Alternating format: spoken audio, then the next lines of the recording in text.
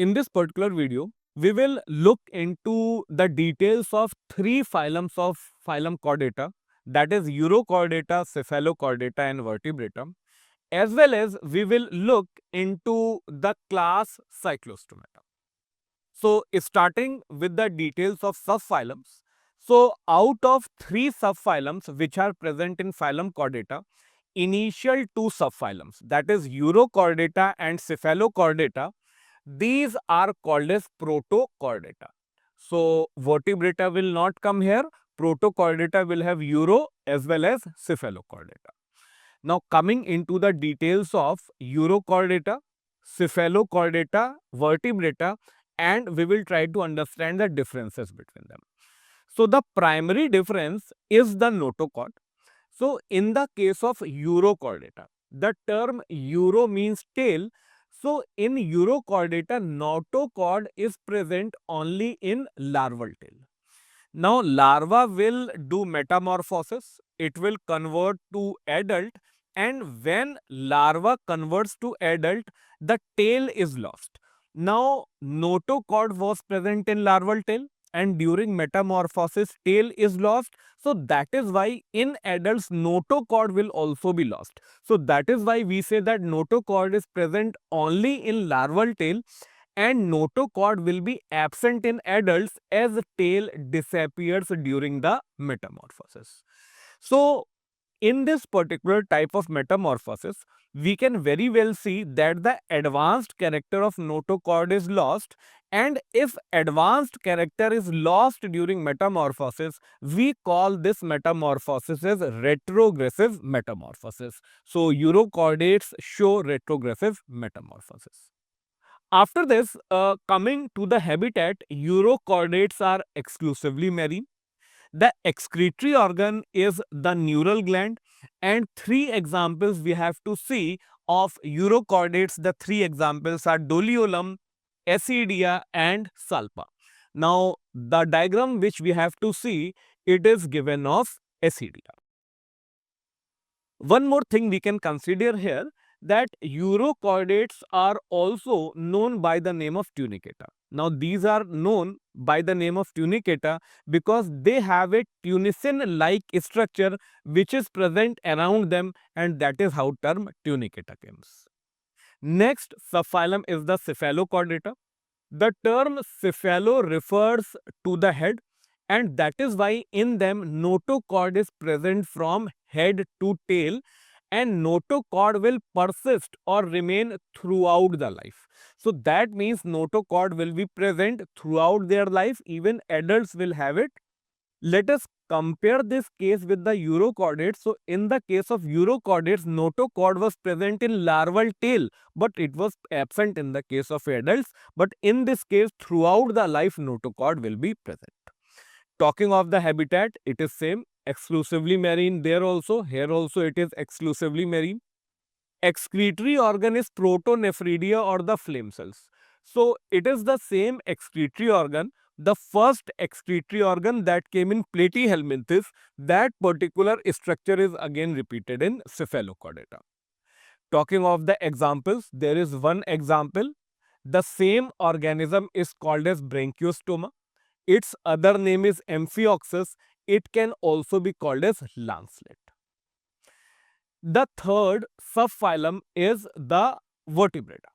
Now, in case of Vertebrata, notochord will be present only in embryonic stage, but in adults, this notochord will be replaced by vertebral column. So, that means embryo will have notochord and adults will have vertebral column. Now, this vertebral column can be cartilaginous or it can be bony, but there are some exceptions present in this particular case. So, the basic difference we have to understand is about the notochord in these three conditions. Talking about the excretory organ, kidneys are present both for excretion and osmoregulation. There will be a ventral muscular heart present, which will be 2, 3 or 4 chambered in the case of vertebrates. Also, there will be paired appendages. Now, appendages can be fins, appendages can be limbs, but also there are some exceptions which are present here. So, it is the difference between the three. After this, let us move to the classes whose details have to be seen in the case of phylum Chordata. So, as we see in the classification that there was a division by the name of Agnatha. Now, in Agnatha, division Agnatha, and division Agnatha was present in subphylum Vertebrata. Now, these Agnatha did not have jaws, so these lacked jaws, and this division had one class, and that class was Cyclostomata. So, looking into the details of Cyclostomata, starting with the notochord. Now, since it is a member of Vertebrata, so ideally notochord should be replaced by vertebral column in adults, but in the case of Cyclostomata, exception is there, and notochord will persist throughout life, but along with notochord, vertebral column will also be present, and the vertebral column will be cartilaginous in its case. Next, we talk about mouth or the jaws. Since it is a member of Agnatha, so no jaws will be there. So, in this, it is without jaws. Now, the special condition about mouth is that the mouth is sucking and circular in the case of cyclostomates.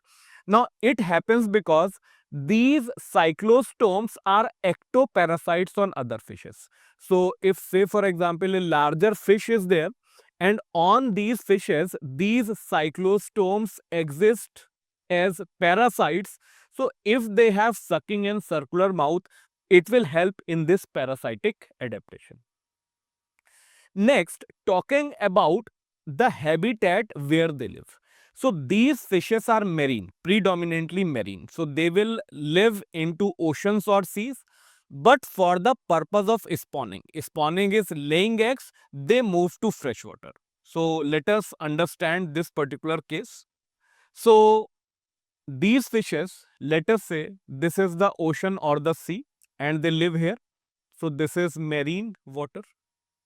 Now, some rivers will obviously join this ocean. River flows from river into the oceans, and obviously river will have fresh water.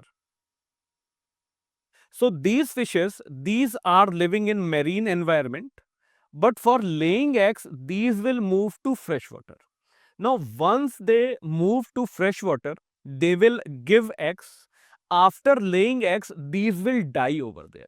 So, these adult fishes do not return back. These die in the river or the fresh water. But their eggs, they hatch into larvae.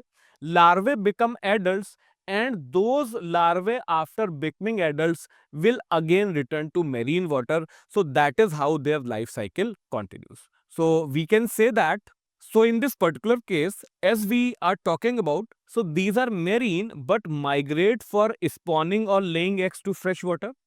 After spawning, they will die within few days, but their larvae, after becoming adults, they will again return to ocean or marine water, and that is how their life cycle continues.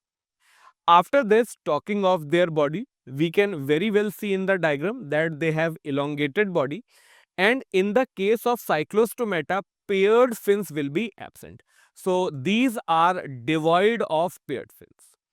Talking of the scales are also absent in the case of Cyclostomata. Lastly, talking of the gill slits.